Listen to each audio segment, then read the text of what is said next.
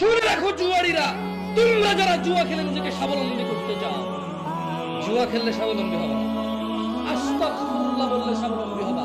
আমি জামশেদ মজুমদার বলতেছি না, আল্লাহর নবী নূহ আলাইহিস সালাম বলতেছে ইউমদিদকুম বিআমওয়াল, যদি বলো আল্লাহ ক্ষমা করে দেন সব অপরাধ, আর করব না অপরাধ, যা করছি মাফ করে দেন, আমি লজ্জিত, আর আমি ভুল করব না, আর আমি পাপে জড়াবো না।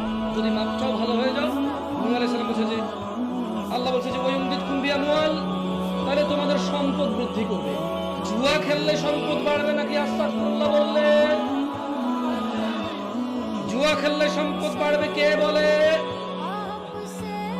ইউটিউব বলে। ওখানে অ্যাড আসে জুয়া খেললে আমি 2 দিনে বড়লোক হয়ে গেছি, আপনি কি হতে চান? এই মার্সিডিজ গাড়ি কিনতে চান? হ্যাঁ কি এরকম না? গাড়ির ইন্টেরিয়র দেখে তো বলা পাগল হয়ে যায়, কি আমার সাইকেল নাই গাড়ি পেয়ে যাচ্ছিল। খেল,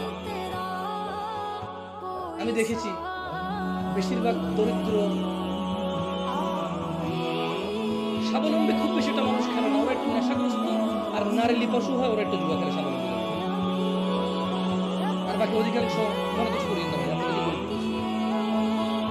আবার বলেন না যে আমি জরিপ বলতেছি, জরিপ। এখন বড় লোকটা হয়তো ঘরের ভিতরে খেলে, পাবে খেলে, বারে খেলে, আমরা রাস্তাঘাটে সবটা যারা খেলে এটা তো দেখেছি ভঙ্গি করা সিরা গেছে।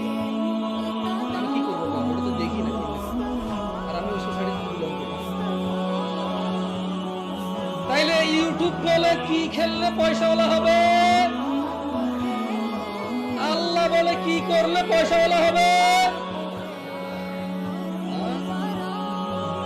আস্তাগফিরুল্লাহ বললে খালি কি